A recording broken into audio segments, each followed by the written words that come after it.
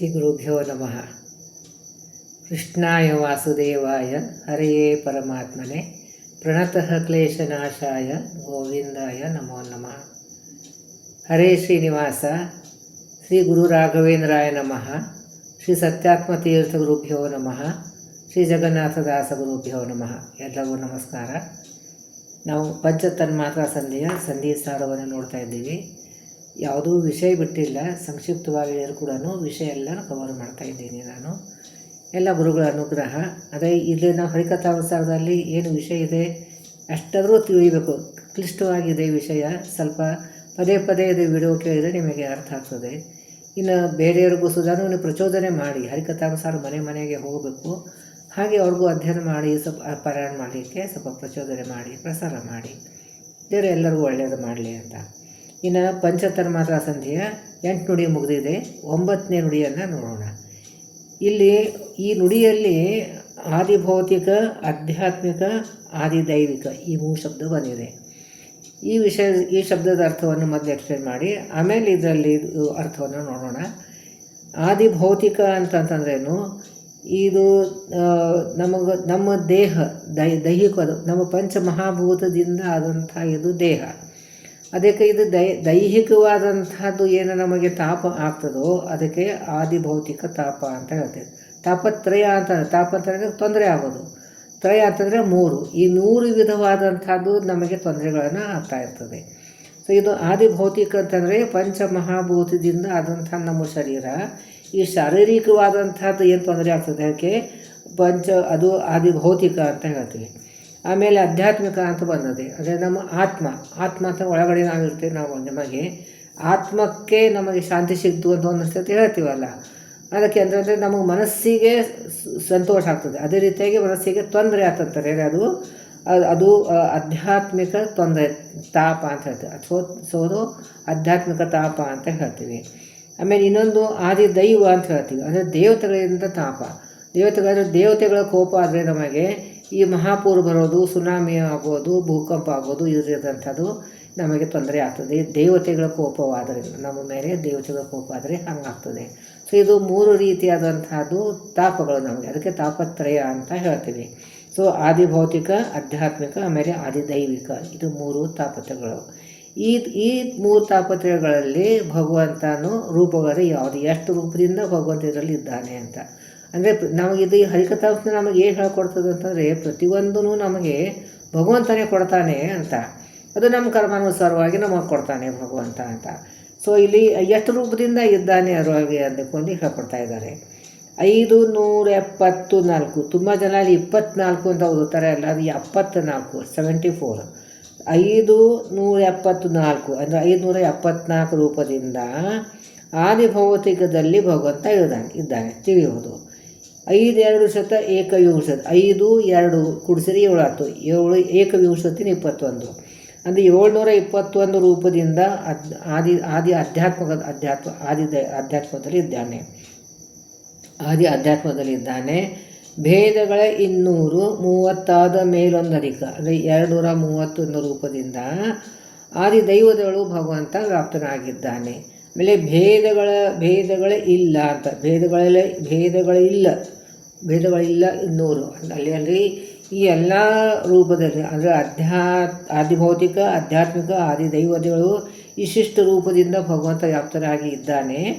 ಅದರಲ್ಲಿ ಆ ರೂಪದಲ್ಲಿ ಅವಾಗೆ ಭೇದವಿಲ್ಲ. ಇದರ ಅರ್ಥ ಏನು? ಈ ರೂಪಗಳನ್ನು ಅನೇಕ ಈಗ ನಾನೇ ಇವಾಗ ಸ್ಕರ್ಟ್ ಹಾಕ್ಕೊಂಡ್ರೆ ಅಂತ ಹೇಗೆ ಕಾಣಿಸ್ತೀನಿ, ಪ್ಯಾಂಟ್ ಹಾಕ್ಕೊಂಡ್ರೆ ಹೇಗೆ ಕಾಣಿಸ್ತೀನಿ, ನಾನು ಚೇಂಜ್ ಆಗೋದಿಲ್ಲ. ಪರ್ಕಾರ ಹಾಕ್ಕೊಂಡ್ರೆ ಹೇಗೆ ಕಾಣಿಸ್ತೀನಿ ಹಾಗೆ ನಾನು ಚೇಂಜ್ ಇರೋದಿಲ್ಲ. ಬರೀ ರೂಪವನ್ನು ಚೇಂಜ್ ಆಗ್ತಾ ಇರ್ತದೆ. ಹಾಗೆ ನಮ್ಮದು ಈಗ ನಾವು ಬರೀ ಡ್ರೆಸ್ ಚೇಂಜ್ ಮಾಡ್ತೀವಿ, ರೂಪ ಕೈಕಾಲು ಹಾಗೆ ಇರ್ತದೆ. ಆದರೆ ಭಗವಂತನ ರೂಪಗಳು ಚೇಂಜ್ ಆಗ್ತದೆ. ಆದರೆ ಆ ರೂಪದಲ್ಲಿ ಇದ್ದಂಥ ಒಂದು ಜ್ಞಾನ, ಬಲ, ಶಕ್ತಿ ಏನು ಇರ್ತದೆ ಅದು ಪೂರ್ಣವಾಗಿ ಇರ್ತದೆ. ಅದರಲ್ಲಿ ಏನು ಭೇದ ಇರುವುದಿಲ್ಲ ಅದರಲ್ಲಿ. ಆದರೆ ಆ ಸನ್ನಿವೇಶ ಪ್ರಕಾರ ಅಷ್ಟು ರೂಪವನ್ನು, ಅಷ್ಟು ಗುಣಗಳನ್ನು, ಅಷ್ಟು ಶಕ್ತಿಯನ್ನು ಅವನು ಪ್ರಕಟ ಮಾಡ್ತಾನೆ. ಅಷ್ಟೇ, ಎಷ್ಟು ಬೇಕೋ ಅಷ್ಟೇ. ಇವಾಗ ನಾವು ಸಾರು ಹುಳಿಗೆ ನಮ್ಮ ಹತ್ರ ಬರಡಿ ತುಂಬ ಉಪ್ಪು ಎತ್ಕೊಂಡು ಅಷ್ಟು ಹಾಕೋದಿಲ್ಲ. ನಾವು ಎಷ್ಟು ಬೇಕೋ ಅಷ್ಟೇ ಹಾಕ್ತೀವಿ. ಅದೇ ರೀತಿಯಾಗಿ ಆ ಸನ್ನಿವೇಶ ಪ್ರಕಾರ ಎಷ್ಟು ಶಕ್ತಿಯನ್ನು ಪ್ರಕಟ ಮಾಡಬೇಕು, ಎಷ್ಟು ಜ್ಞಾನವನ್ನು ಪ್ರಕಟ ಮಾಡಬೇಕು ಅಷ್ಟೇ ಪ್ರಕಟ ಮಾಡ್ತಾನೆ ಭಗವಂತ. ಆದರೆ ಅವನ ರೂಪದಲ್ಲಿ ಭೇದವಿಲ್ಲ ಅಂತಿಕೊಂಡು ಹೇಳ್ತಾ ಇದ್ದಾರೆ. ಸೊ ಇಲ್ಲಿ ಎಷ್ಟೆಷ್ಟು ಸಂಖ್ಯೆಯಿಂದ ಆದಿಭೌತಿಕದಲ್ಲಿ 574 ರೂಪದಿಂದ, ಆಧ್ಯಾತ್ಮಿಕ ರೂಪದಲ್ಲಿ ಆಧ್ಯಾತ್ಮಿಕ ರೂಪದಲ್ಲಿ 721 ರೂಪದಿಂದ, ಆಮೇಲೆ ಆದಿದೈವದವಳು ಅವನು 231 ರೂಪದಿಂದ ವ್ಯಾಪ್ತನಾಗಿದ್ದಾನೆ. ಎಲ್ಲ ರೂಪಕ್ಕೂ ಭೇದ ಇಲ್ಲ ಅನ್ನೋದನ್ನು ಹೇಳ್ತಾ ಇದ್ದಾರೆ. ಇನ್ನು 10ನೇ ನುಡಿಯಲ್ಲಿ ಸುರುಚಿ ಸಾರ್ವರಿಕರು ಎನಿಸಿ, ಅಂದರೆ ಸುರುಚಿ ಅಂತಂತಂದ್ರೇನು, ಈ ಶಬ್ದದ ಅರ್ಥ ಏನು, ಸೂರ್ಯನಲ್ಲಿ ಭಗವಂತ ಬಹಳ ಪ್ರೀತಿ ಮಾಡ್ತಾನೆ ಅಂತ. ಅಂದರೆ ಸೂರ್ಯನು ಪ್ರಕಾಶಮಾನದಂಥದ್ದು. ಭಗವಂತ ಎಲ್ಲ ಸೃಷ್ಟಿ ಮಾಡ್ದ, ಸೂರ್ಯನಿಗೆ ಯಾವಾಗ ಸೃಷ್ಟಿ ಮಾಡಿದ್ನೋ ಅವಾಗ ಬಹಳ ಸಂತೋಷ ಆತಂತೆ. ಅದಕ್ಕೆ ಬೇರೆ ರೂಪದಿಂದ ತಾನು ಒಳಗಡೆ ಆಧಾರವಾಗಿ ಒಳಗಡೆ ಹೋದ. ಅದು ಸೂರ್ಯದಲ್ಲಿ ಸಾಕ್ಷಾತ್ ನಾರಾಯಣ ತಾನೇ ಹೋಗಿ ಕೂತ್ಕೊಂಡ್ಬಿಟ್ನಂತೆ. ಅವ್ರಿಗೆ ಬಹಳಷ್ಟು ಸಂತೋಷ ಆಯ್ತಂತೆ. ಯಾಕಂದರೆ ಪ್ರಕಾಶಮಾನ ಸೂರ್ಯದಿಂದ ನಮಗೆ ಈಗ ಸೈನ್ಸ್ ದೃಷ್ಟಿ ನೋಡಿದ್ರು ಕೂಡ ಎಷ್ಟೆಷ್ಟು ಲಾಭವಿದೆ ಅಂತ ಹೇಳ್ತೀವಿ. ಅದೇ ರೀತಿಯಾಗಿ ಸೂರ್ಯ ನಮಗೆ ಪ್ರಕಾಶಮಾನನಾಗಿದ್ದಾನೆ, ನಮಗೆ ಜ್ಞಾನ ಸ್ವರೂಪನಾಗಿದ್ದಾನೆ ಅಂತ.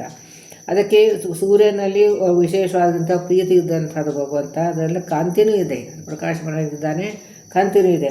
ಅದಕ್ಕೆ ಅವರಿಗೆ ಸುರುಚಿ ಅಂತ ಹೆಸರು ಇದೆ ಅಂತ ಹೇಳ್ತಾರೆ. ಆಮೇಲೆ ಶಾರವರಿಕೆ ಅಂತ ಹೆಸರಿನಿಂದ ಇದ್ದಾನೆ.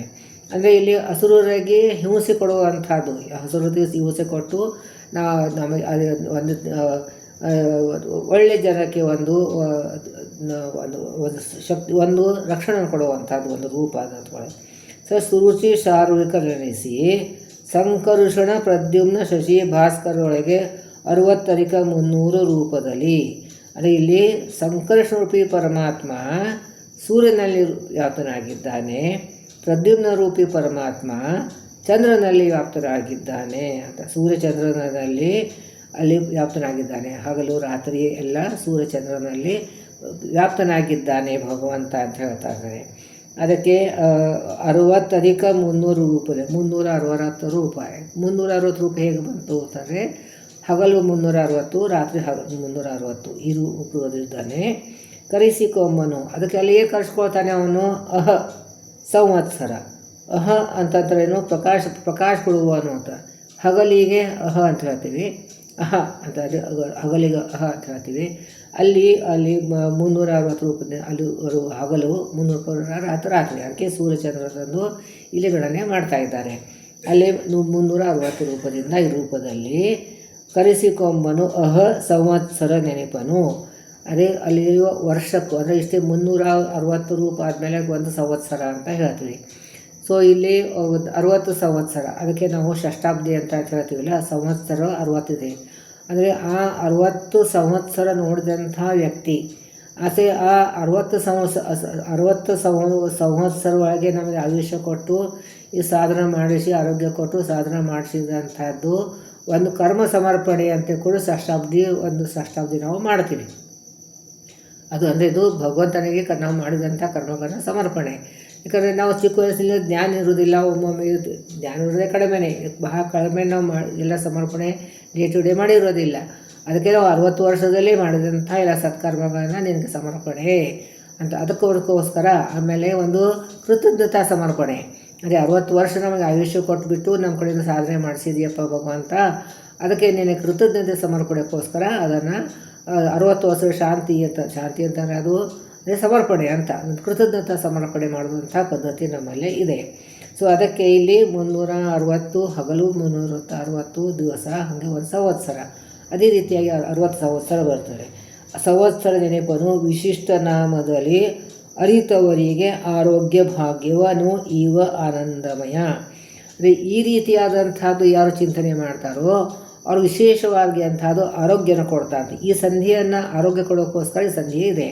ಆಮೇಲೆ ಇಲ್ಲಿ 8ನೇ ನುಡಿಯಲ್ಲಿ ಕೂಡ ಹೇಳೋಕೆ ಮಾಡ್ತೀನಿ ನಾನು, ಅಲ್ಲಿ ಜಪಿಸುವವರಿಗೆ ಆರೋಗ್ಯ ಸಂಪದವ, ಅನುದಿನದಿ ಜಪಿಸುವವರಿಗೆ ಈವ ಆರೋಗ್ಯ ಸಂಪದವ, ಅಲ್ಲಿ ಕೂಡ ಬಂದಿದೆ. ಅಂದರೆ ಈ ರೀತಿಯಾದಂಥ ಚಿಂತನೆ ಮಾಡಿದರೆ ನಮಗೆ ಆರೋಗ್ಯ ಕೊಡ್ತಾನೆ ಭಗವಂತ. ಅಂದರೆ ಇಲ್ಲಿ ಗೃಹಿ ಸೂರ್ಯ ಆದಿತ್ಯ ನಾವು ಗೃಹಿಣಿ ಸೂರ್ಯಾರೇ ಆದಿತ್ಯಾಯ ನಮಃ ಅಂತ ಜಪ ಮಾಡಬೇಕು. ಈ 8ನೇ ನುಡಿಯಲ್ಲಿ ಇದೆ, ಅದನ್ನು ಹೇಳೋಕ್ಕೆ ಮರೆದಿದ್ದಕ್ಕೆ ನಾನು ಇವಾಗ ಹೇಳ್ತಾ ಇದ್ದೀನಿ. 8ನೇ ನುಡಿಯಲ್ಲಿ ಗೃಹಿಣಿ ಸೂರ್ಯ ಆದಿತ್ಯ ಅಂತ 3 ಬಂದಿದೆ. ಅಂದರೆ ಸೂರ್ಯಾಂತರ್ಗತನಾಗಿದ್ದಂಥ ಭಗವಂತ ಈ ರೂಪಗಳು ಗೃಣಿ ಸೂರ್ಯ ಆದಿತ್ಯಾಯ ನಮಃ ಅಂತ ಬಿಟ್ಟು ಸೂರ್ಯಾಯ ಆದಿತ್ಯಾಯ ನಮಃ ಅಂತ ಜಪಾತ್ ಮಾಡಬೇಕು. ನಾವು ಆ ಜಪಾತ್ ಮಾಡಿ ಅರ್ಘ್ಯ ಕೊಡಬೇಕು. ಈ ರೀತಿ ಅಂದರೆ ಸೂರ್ಯನಲ್ಲಿ ವಿಶೇಷವಾಗಿ ಒಂದು ಕರುಣಾ ರೂಪದಿಂದ, ಕಾಂತಿ ರೂಪದಿಂದ ಭಗವಂತ ಇದ್ದಾನೆ ಅಂತ ಈ ಚಿಂತನೆಯಿಂದ ಈ ಜಪ ಮಾಡಿ ಅರ್ಘ್ಯ ಬಿಟ್ಟರೆ ನಮಗೆ ಆರೋಗ್ಯ ಇರ್ತದೆ ಅನ್ನೋದನ್ನು ಇಲ್ಲಿ ಹೇಳ್ಕೊಟ್ಟಿದ್ದಾರೆ. ಅದೇ ರೀತಿಯಾಗಿ ಇಲ್ಲಿ 10ನೇ ನುಡಿಯಲ್ಲಿ ಕೂಡ ಆರೋಗ್ಯ ಭಾಗ್ಯ. ಇವಾಗಂತೂ ಎಲ್ಲರಿಗೂ ಅದು ಅನುಭವಕ್ಕೆ ಬಂದಂಥ ವಿಷಯ.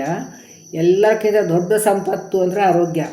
ಆರೋಗ್ಯ ಸರಿಗಿದ್ರೆ ನಾವು ಸಾಧನೆ ಮಾಡ್ಬೋದು, ಪಾರಾಯಣ ಮಾಡ್ಬೋದು, ಉಪನ್ಯಾಸ ಹೇಳ್ಬೋದು, ಕೇಳ್ಬೋದು, ಏನಾದರೂ ಮಾಡ್ಬೋದು. ಅದೇ ಇಲ್ಲದೆ ಹೋದರೆ ಏನೂ ಮಾಡೋಕ್ಕಾಗೋದಿಲ್ಲ. ಶುದ್ಧ ಅನ್ನ ಸಿಗ್ಬೋದು, ನಾವೇ ಅಡುಗೆ ಮಾಡ್ಕೊಂಡು ಊಟ ಮಾಡುವಂಥ ಶಕ್ತಿ ನಮಗೆ ಭಗವಂತ ಕೊಟ್ಟರೆ ಅದೇ ಒಂದು ದೊಡ್ಡ ಭಾಗ್ಯ. ಇವಾಗ ಇಲ್ಲದೇ ನಮಗೆ ಆರೋಗ್ಯ ಇಲ್ಲದೆ ಹೋದರೆ ಅದು ಅಶುದ್ಧ ಅನ್ನ ತಿನ್ನೋ ಪ್ರಸಂಗ ಬರ್ತದೆ. ನಮಗೆ ಪ್ರಸಂಗ ಬಂದ ಮೇಲೆ ಏನು ಮಾಡೋದು? ಭಗವಂತ ಕೊಟ್ಟದ್ದನ್ನು ಸ್ವೀಕಾರ ಮಾಡಲೇಬೇಕಾಗುತ್ತದೆ. ಆದರೆ ಅದಕ್ಕೆ ಇದು ಆರೋಗ್ಯ ಭಾಗ್ಯ ಅಂತ ಕೊಟ್ಟಿದ್ದು. ಭಾಗ್ಯವ ನೀವನು ಆನಂದಮಯ. ಭಗವಂತ ಆನಂದಮಯನಾಗಿದ್ದಾನೆ, ಅವನು ನಮಗೆ ಈ ಭಾಗ್ಯವನ್ನು ಕೊಡ್ತಾನೆ ಅಂತ. ಅಂದರೆ ಇಲ್ಲಿ ದಿನನಿತ್ಯ ನಾವು ಎದ್ದ ತಕ್ಷಣ ಹಲ್ತಿ ಕೊಡು ಮುಖ ತೊಳ್ಕೊಂಡು ಮಾಡಿ ನಾವು ಧ್ಯಾನ ಸ್ನಾನ ಮಾಡಬೇಕು ಅಂತ ಹಿಂದೆ ಹೇಳಿದ್ದೇನೆ, ಮತ್ತೆ ರಿಪೀಟ್ ಮಾಡ್ತಾಯಿದ್ದೆ. ಎದ್ದ ತಕ್ಷಣ ನಾವು ಹಲ್ಲು ಮುಖ ತೊಳ್ಕೊಂಡ್ಬಿಟ್ಟು ಕೈಕಾಲು ತೊಳ್ಕೊಂಡ್ಬಿಟ್ಟು ಧ್ಯಾನ ಸ್ನಾನ ಅಂದರೆ ನಮ್ಮ ನಾಡಿಯಲ್ಲಿ ಎಲ್ಲ ನದಿಗಳ ಸನ್ನಿಧಾನ, ಗಂಗಾ ಯಮುನಾ ಸರಸ್ವತಿ ಮುಖ್ಯವಾದಂಥ ಇದನ್ನು ಬೇರೆ ನದಿಗಳ ಸನ್ನಿಧಾನ ನಮ್ಗೆ ಎಷ್ಟು ನದಿಗಳ ಹೆಸರು ಬರ್ತದೆ ಅದನ್ನು ಮಾಡಿಕೊಂಡು ಇಲ್ಲಿ ನೆತ್ತಿಯಲ್ಲಿ ಅದೆಲ್ಲ ಇಲ್ಲಿ ಬರ್ತದೆ, ಇಲ್ಲಿವರೆಗೂ ಬರ್ತದೆ, ಇಲ್ಲಿಂದ ಎಲ್ಲ ತಿಸಲ್ಬಡ್ದು ಎಲ್ಲ ಶರೀರದಲ್ಲಿ ಎಲ್ಲ ನಾಡಿಗಳು ಹೋಗ್ತವೆ. ಆ ನಾಡಿಯಲ್ಲಿ ಎಲ್ಲ ನದಿಗಳ ಸನ್ನಿಧಾನ, ಆ ನದಿಗಳ ನೀರದಿಂದ ಎಲ್ಲ ನಾಡಿಗಳಲ್ಲಿ ಭಗವಂತ ಇದ್ದಾನೆ, ಅವನಿಗೆ ಅಭಿಷೇಕ. ವಾಯುದೇವಂತರ್ಗತನಾಗಿದ್ದಂಥ ಭಗವಂತನಿಗೆ ಅಭಿಷೇಕ. ಆಮೇಲೆ ಇಲ್ಲಿ ನಾವು ಎಲ್ಲ ಕಮಲಗಳಿವೆ, ಇಲ್ಲಿ ಚಕ್ರಗಳಿವೆ, ಅಲ್ಲಿದ್ದಂಥ ಭಗವನಿಗೆ ಅಭಿಷೇಕ. ಭೀಮರೂಪಿ ಪರಮಾತ್ಮ ಇದ್ದಾನೆ, ಅವನಿಗೆ ಅಭಿಷೇಕ. ಈ ರೀತಿ ಇದಕ್ಕೆ ಧ್ಯಾನಸ್ಥಾನ ಅಂತ ಹೇಳ್ತಾರೆ. ಹೀಗೆ ಧ್ಯಾನಸ್ಥಾನ ಮಾಡಿ ತುಳಸಿಗೆ ನಮಸ್ಕಾರ ಮಾಡಿ ಅಲ್ಲಿ ದೀಪ ಹಚ್ಚಿ ಮಾಡಿದರೆ ನಮಗೆ ಈ ಮುಂದೆ ನಮಗೆ ಪಾರಾಯಣ ಮಾಡೋಕ್ಕೆ ಒಂದು ಅರ್ಹತೆಯನ್ನು ಬರ್ತದೆ ಅಂತ, ಅಂದರೆ ಅಧಿಕಾರ ಬರ್ತದೆ ನಮಗೆ. ಇಷ್ಟು ಮಾಡಿಕೊಂಡು ನಾವು ಮುಂಜಾನೆದು ಹರಿಕಥಾನುಸಾರ ಸುಳಾದಿಯನ್ನು ನಾವು ಪಾರಾಯಣ ಮಾಡಬಹುದು. ಬೇರೆ ಜಪ ಅದೆಲ್ಲ ಬರುವುದಿಲ್ಲ. ಅದಕ್ಕೆಲ್ಲ ಸ್ನಾನ ಮಡಿಯಿಂದ ಎಲ್ಲ ಮಾಡಬೇಕು. ಅದಕ್ಕೆ ಇದಕ್ಕೆ ಇದನ್ನು ಅದಕ್ಕೆ ಹಗಲು ರಾತ್ರಿ ಇಲ್ಲಿ ಕೂಡ ಅದಕ್ಕೆ ಇರು ಆರೋಗ್ಯ ಭಾಗ್ಯವನ್ನು ಇವ ಆನಂದಮಯ, ಅಂದರೆ ಭಗವಂತ ಆನಂದಮಯನಾಗಿದ್ದಾನೆ. ಇದು ಕೂಡ ನಮಗೆ ಅಹತ್ ಸಂವತ್ಸರ ಅಂತಕೊಂಡು ಅಸಂವತ್ಸರ ಅಂತ ಹೇಳ್ಬಿಟ್ಟು ವಿಷ್ಣು ಸಹಸ್ರನಾಮದಲ್ಲಿ ಬಂದಂಥ ರೂಪ ಇದು. ಅದಕ್ಕೆ ಇಲ್ಲಿ ಈ ರೂಪದ ಚಿಂತನೆ ಯಾಕೆ ಕೊಟ್ಟಿದ್ದಾರೆ ಅಂತಂದರೆ ಇಲ್ಲಿ ನಮಗೆ ಹಗಲು ರಾತ್ರಿಗೆ ಹಿಂದೆ ಹೇಳಿದ್ದೇನೆ. ಅದು ಮುಖ್ಯವಾದಂಥ ವಿಷಯ ಅಂತ ಅಂದ್ಬಿಟ್ಟು ಅದು ರಿಪೀಟ್ ಮಾಡ್ತಾ ಇದ್ದೇನೆ. ಹಗಲಿಗೆ ಭಗವಂತ ರೂಪ ಬೇರೆ, ರಾತ್ರಿಗೆ ರೂಪ ಬೇರೆ. ಹೀಗೆ 100 ವರ್ಷವರೆಗೂ ಬೇರೆ ರೂಪ ಬರ್ತದೆ. ನಮ್ಮ ಮನುಷ್ಯನ ಆಯುಷ್ಯವನ್ನು 100 ವರ್ಷ ಆಯುಷ್ಯ 368 100 36,000 ಆಯಿತು. 36,000 ಹಗಲು, 36,000 ರಾತ್ರಿ. ಅದಕ್ಕೆ ಇಲ್ಲಿಗೆ ಬೃಹತಿ ಸಹಸ್ರ ರುಕ್ ಅಂತ ಹೇಳ್ತಾರೆ, ಬೃಹತಿ ಸಹಸ್ರ ನಾಮಗಳು ಅಂತ ಹೇಳ್ತಾರೆ. ಸೊ ಬೃಹತಿ ಸಹಸ್ರ ಹೋಮನೆ ಮಾಡ್ತೀವಲ್ಲ, ಈ ನಾವು 100 ವರ್ಷದಲ್ಲಿ ಈ ಭಗವಂತ ನಿಯಮನ ಮಾಡಿದಂಥ ರೂಪಗಳಿಗೆ ನಾವು ನಮ್ಮ ಕರ್ಮ ಸಮರ್ಪಣೆಯನ್ನು ಮಾಡ್ತೀವಿ. ಮುಂದೆ 100 ವರ್ಷ ನಾವು ಬದುಕ್ತೀವಿಲ್ಲೋ ಗೊತ್ತಿಲ್ಲ, ಹಿಂದೆ ನಾವು ಸ್ಮರಣೆ ಮಾಡಿಲ್ಲ.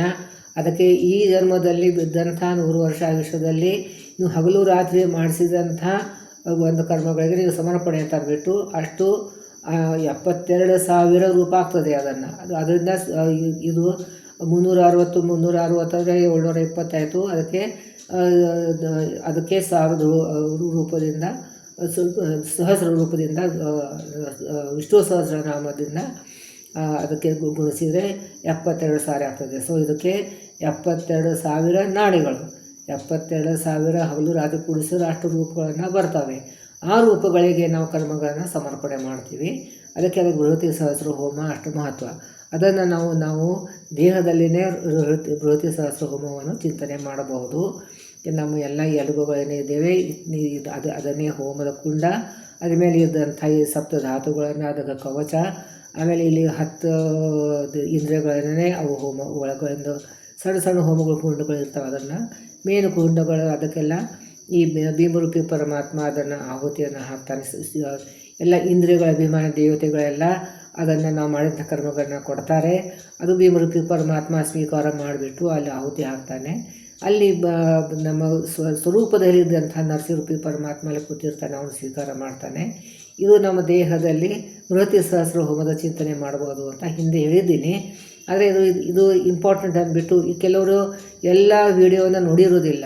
ಯಾರು ಆ ವಿಡಿಯೋವನ್ನು ಮಿಸ್ ಮಾಡಿದ್ದಾರೆ ಅವ್ರಿಗೂ ಕೂಡ ಇದನ್ನು ಒಂದು ಜ್ಞಾನವನ್ನು ಇಂಪಾರ್ಟೆಂಟ್ ಆದಂಥ ಜ್ಞಾನ ಇದು ಬರಲಿ ಅಂದ್ಬಿಟ್ಟು ಹೇಳ್ತಾ ಇದ್ದೀನಿ ನಾನು.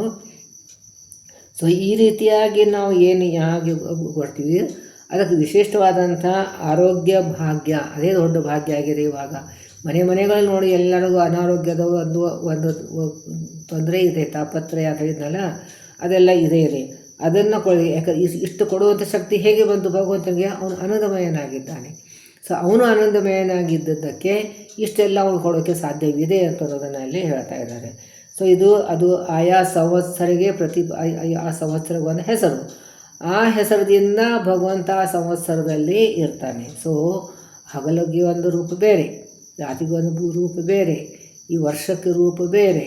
ಇಷ್ಟು ರೂಪದಿಂದ ನಮ್ಮ ದೇಹದಲ್ಲಿ ಇದ್ದಂಥ ಇಷ್ಟೊತ್ತಲ್ಲಿ ಹೇಳಿದಂಥ ಅಷ್ಟೆಷ್ಟು ರೂಪಗಳು, ಅಂದರೆ ನಮ್ಮ ದೇಹದಲ್ಲಿ ಎಷ್ಟೆಷ್ಟು ರೂಪದಿಂದ ಭಗವಂತ ಇದ್ದಾನೆ. ಈ ಭಗವದ್ ರೂಪಗಳ ಚಿಂತನೆ ನಾವು ಮಾಡ್ತಾ ಹೋದರೆ ಇವಾಗ ಎಲ್ಲ ಹೆಸರು ನಮಗೆ ಜ್ಞಾಪಕ ಇಡೋಕ್ಕೆ ಸಾಧ್ಯವಾಗುವುದಿಲ್ಲ. ಅದಕ್ಕೋಸ್ಕರ ಏನು ಮಾಡಬೇಕು, ಆಯಾ ಸ್ಥಾನಗಳನ್ನು ನಾವು ಚಿಂತನೆ ಮಾಡ್ಕೊಂಡ್ಬಿಡಬೇಕು. ಈ ಸ್ಥಾನದಲ್ಲಿ ಸುಮ್ಮನೆ ಒಂದು ಕಣ್ಣು ಒಂದು ಇಮ್ಯಾಜಿನ್ ಮಾಡ್ಕೊಂಡ್ಬಿಡೋದು. ತಲೆ, ಕಣ್ಣು, ಮೂಗು, ಕಾಲು, ಕೈ, ಎಲ್ಲ ಚಿಂತನೆ ಮಾಡಿಬಿಟ್ಟು ಇಷ್ಟಿಷ್ಟು ರೂಪದಿಂದ ಅಲ್ಲೆಲ್ಲ ಇದೆಯಾ ಅಂತಂದ್ಬಿಟ್ಟು, ಇಲ್ಲ ಬೆಸ್ಟ್ ನಾನು ಮಾಡೋದಂಥ ವಿಷಯ ಅಂತಂದರೆ ಇಷ್ಟೆಲ್ಲ ಹೆಸರುಗಳು, ಇಷ್ಟು ಸಂಖ್ಯೆಗಳು ಜ್ಞಾಪಕ ಕಷ್ಟ ಆಗ್ತದೆ. ಅದಕ್ಕೆ ಪಾರಾಯಣ ಮಾಡಿಬಿಡೋದು. ಸೊ ರೆಗ್ಯುಲರಾಗಿ ಪಾರಾಯಣ ಮಾಡ್ತಾ ಇದ್ದರೆ ಅದೆಲ್ಲ ಸ್ಮರಣೆ ಬಂದುಬಿಡುತ್ತಲ್ಲ. Easy way, this is a easy way. ಅದಕ್ಕೆ ನಾನು ಪಾರಾಯಣ ಮಾಡಿ ಅಂತಿಕೊಂಡು ತುಂಬ ಸಲ ಯಾಕೆ ಹೇಳ್ತಾ ಇದ್ದೇನೆ, ಇದಕ್ಕೋಸ್ಕರ ಹೇಳ್ತಾ ಇದ್ದೇನೆ. ಅದಕ್ಕೆ ಈ ರೀತಿಯಾಗಿ ಈಗ 9, 10 2 ನುಡಿಯನ್ನು ಹೇಳಿದರೆ 11ನೇ ನುಡಿಯನ್ನು ಒಂದು ಹೇಳಿಬಿಡ್ತೇನೆ. ಏಕಪಂಚಾಶ್ವದ್ಗಣ ಗತ ಮಾಕಳತ್ರನು ಸರ್ವರೊಳಗೆ ಅವ್ಯಾಕೃತ ಆಕಾಶ ಅಂತ ವ್ಯಾಪಿಸಿ ನಿಗಮತತಿಗಳನ್ನು. ನಾನು ನುಡಿ ಓದಿದರೆ ತಿರ್ಗಾ ಟೈಮ್ ಹೋಗ್ತದೆ, ನೀವು ನುಡಿ ಓದ್ಕೊಂಡ್ಬಿಟ್ಟು ಆಮೇಲೆ ಇದರ ಅರ್ಥವನ್ನು ನೋಡ್ಕೊಳ್ಳಿ. ಏಕಪಂಚಾತ್ ವರ್ಣ 51 ವರ್ಣಗಳನ್ನು, ಇದನ್ನು ಅಜಾದಿ ರೂಪಗಳನ್ನು ನಾನು ಮೊದಲೇ ಆಡಿಯೋ ಹಾಕಿದ್ದೀನಿ. ಅದನ್ನು ಸರಿಯಾಗಿ ಅರ್ಥ ಮಾಡ್ಕೊಂಡ್ಬಿಡಿ. ಸರಿಯಾಗಿ ಅದನ್ನು ಬಾಯಾಟ ಮಾಡಿದ್ದೇನೆ, ನಿತ್ಯ ಹೇಳಬೇಕು ಅದನ್ನು ಅಷ್ಟು ಒಂದು ಅಷ್ಟರೂಪದಿಂದ ಈ ಪ್ರತಿಯೊಂದು. ಅದಕ್ಕೆ ಮಗಳು ಹೇಳಿದ್ನಲ್ಲ ನಾನು, ಎಲ್ಲ ವೇದಗಳಲ್ಲಿ ಯಾವುದೇ ಪುರಾಣ ಭಾಷೆಗಳನ್ನು ಏನೋ ತಗೊಳ್ಳಿ, ಮಹಾಭಾರತ ಏನೋ ತಗೊಳ್ಳಿ, ಇದೇ 51 ಅಕ್ಷರಗಳನ್ನು ಪ್ರತಿಪಾದಿಸಿದಂಥ ಭಗವತ್ ರೂಪಗಳನ್ನು ಚಿಂತನೆ ಬರ್ತದೆ. ಅದಕ್ಕೆ ಮಾಕಳತ್ರ ಅನ್ನುವಂಥದ್ದು ರಮಾಪತಿ ಅಂತ. ಸರ್ವರೊಳಗೆ ಅವ್ಯಾಕೃತ ಆಕಾಶ ಅಂತ, ಇಲ್ಲೇ ಈಗ ಅವ್ಯಾಕೃತ ಆಕಾಶ ಅಂತದೆ. ಭೂತಾಕಾಶ ಬೇರೆ, ಅವ್ಯಾಕೃತ ಆಕಾಶ ಬೇರೆ. ಈಗ ಭೂತಾಕಾಶ ಅಂತಂದರೆ ಈ ಬ್ರಹ್ಮಾಂಡ ಒಳಗಡೆ ವ್ಯಾಪ್ತಿದೆ, ಬ್ರಹ್ಮಾಂಡ ಹೊರಗಡೆ 9 ಲೇಯರ್ ಇದೆ. ಅದು ಆದಮೇಲೆ ತಿರ್ಗಾ ಇನ್ನೂ ಖಾಲಿ ಜಾಗ ಏನಿದೆಯಾ ಅದಕ್ಕೆ ಅವ್ಯಾಕೃತ ಆಕಾಶ ಅಂತ ಹೆಸರು. ಅಲ್ಲಿ ಯಾವುದು ದೇವತೆಗಳಿಲ್ಲ, ಅಲ್ಲಿ ಬರೀ ಲಕ್ಷ್ಮೀ ನಾರಾಯಣ ಇಬ್ಬರೇ ಇರ್ತಾರೆ. ಅಲ್ಲಿ ಕೂಡ ಅವ್ಯಾಕೃತ ಆಕಾಶದಲ್ಲಿ ಲಕ್ಷ್ಮೀದ ಕಾರ್ಯ ಇರ್ತಾಳೆ, ಭಗವಂತನ ಜೊತೆ ಇರ್ತಾಳೆ. ಆದರೆ ಅಲ್ಲಿ ಅವಳದು ಕಾರ್ಯ ಇರೋದಿಲ್ಲ, ಅವನ ಜೊತೆನೇ ಇರ್ತಾಳೆ ಅವಳು. ಅದೇ ಭಗವಂತ ಮಾತ್ರ ಆದರೂ ಅಷ್ಟು ಮೀರಿಯನ್ನೇನು ಪೂರ್ತಿ ವ್ಯಾಪ್ತರಾಗಿದ್ದಾನೆ. ಅಂದರೆ ಅವ್ಯಾಕೃತ ಆಕಾಶದಲ್ಲಿ ಲಿಮಿಟೇ ಇಲ್ಲ, ಅನ್ಲಿಮಿಟೆಡ್ ಸ್ಪೇಸ್ ಇದೆ, ಖಾಲಿ ಜಾಗ ಇದೆ, ಅಲ್ಲೆಲ್ಲ ಅವನು ವ್ಯಾಪ್ತರಾಗಿದ್ದಾನೆ ಅಂತ. ಇದು ಗಣಪತಿ ಸಂಧಿ ಹೇಳುವಾಗ ನಾನು ಹೇಳಿದ್ದೆ ಇದರ ವಿಷಯ. ಅವ್ಯಾಕೃತ ಆಕಾಶ ಅಂತಂದರೆ ಏನು ಅಂತ ತಿಳ್ಕೊಂಡು. ಸೊ ಅಲ್ಲಿ ಇದು ಭೂತಾಕಾಶ ಎಲ್ಲಿವರೆಗೂ ಇದೆಯೋ ಅಲ್ಲಿವರೆಗೂ ಗಣಪತಿಯ ಸನ್ನಿಧಾನ ಇದೆ. ಅಲ್ಲಿ ಅವನ ಒಂದು ಅಧಿಕಾರ, ಅಲ್ಲಿ ಒಂದು ಅಧಿಕಾರ ಇದೆ. ಅದೇ ಇದು ಅವ್ಯಾಕೃತ ಆಕಾಶದಲ್ಲಿ ಮಾತ್ರ ಗಣಪತಿದು ಅಧಿಕಾರ ಇಲ್ಲ. ಅಲ್ಲಿ ಅದಕ್ಕೆ ತತ್ವಾಭಿಮಾನ ದೇವತೆ ಅಂತ ಹೇಳ್ತೀವಲ್ಲ, ಅಲ್ಲಿ ಅವರು ಅಧಿಕಾರ ಇರ್ತಾರೆ, ಅದಕ್ಕೆ ಅಭಿಮಾನಿ ದೇವತೆಗಳಿರ್ತಾರೆ. ಹಾಗೆ ಇಲ್ಲಿ ಇದೆಲ್ಲ 51 ಅಕ್ಷರಗಳೇನಿದೆ, ಅವ್ಯಾಕೃತ ಆಕಾಶ ಯಾವ ರೀತಿಯಾಗಿ ವ್ಯಾಪ್ತ ಆಗಿದೆಯೋ ಆ ರೀತಿಯಾಗಿ 51 ಅಕ್ಷರ ಎಲ್ಲ ಕಡೆಯೂ ವ್ಯಾಪ್ತವಾಗಿ ಇದೆ. ಎಲ್ಲ ವೇದ ರಾಶಿಗಳಲ್ಲಿ ಇದೆ, ವ್ಯಾಕರಣಗಳಲ್ಲಿ. ಈಗ ವೇದದ ಭಾಗವೇ ವ್ಯಾಕರಣ. ಅದು ವ್ಯಾಕರಣ ಕಲಿತ್ರೇ ಕಲಿತ್ರೇ ನಮಗೆ ಈಗ ABCD ಕಲಿತ್ರೇ ನಾವು ಇಂಗ್ಲೀಷ್ ಭಾಷೆ ಬರ್ತೇವೆ. I ಕಲಿತ್ರೇ ಕನ್ನಡ ಮರಾಠಿ ಶಬ್ದಗಳೆಲ್ಲ ಅರ್ಥ ಆಗ್ತದೆ. ಅದೇ ರೀತಿಯಾಗಿ ಈಗ ವ್ಯಾಕರಣ ಅಂತಾರೆ, ವ್ಯಾಕರಣ ತಿಳಿಯಬೇಕು. ಮಹಾಭಾರತ ರಚನೆ ಮಾಡಿದಂಥ ಅದರಲ್ಲಿ ಅರ್ಥ ಆಗಬೇಕು. ಮುಖ್ಯ ಆದ್ಯ ಅನೇಕ ಶಾಸ್ತ್ರ ಪುರಾಣ, 18 ಪುರಾಣ ಉಪಪುರಾಣಗಳಿದೆ. ಎಲ್ಲ ಕಡೆಯೂ ಎಲ್ಲ ಭಾಷಾ ಅನೇಕಗಳ ಕಲ್ಪಿಸಿ ಮನೋವಾಂಗ್ಮಯ ನೆನೆಸಿಕೊಂಬ. ಅದು ಇಲ್ಲೇ ಮನೋಮಯ ವಾಂಗ್ಮಯ ರೂಪದಿಂದ ಇಷ್ಟು ರೂಪದಿಂದ ಎಲ್ಲ ಕಡೆ ಎಲ್ಲೆಲ್ಲೂ ವ್ಯಾಪ್ತನಾಗಿದ್ದ, ಆಕಾಶದಂತೆ ಎಲ್ಲ ಕಡೆ ವ್ಯಾಪ್ತನಾಗಿದ್ದಾನೆ ಭಗವಂತ ಅನ್ನೋದನ್ನು ಹೇಳ್ಕೊತಾರೆ.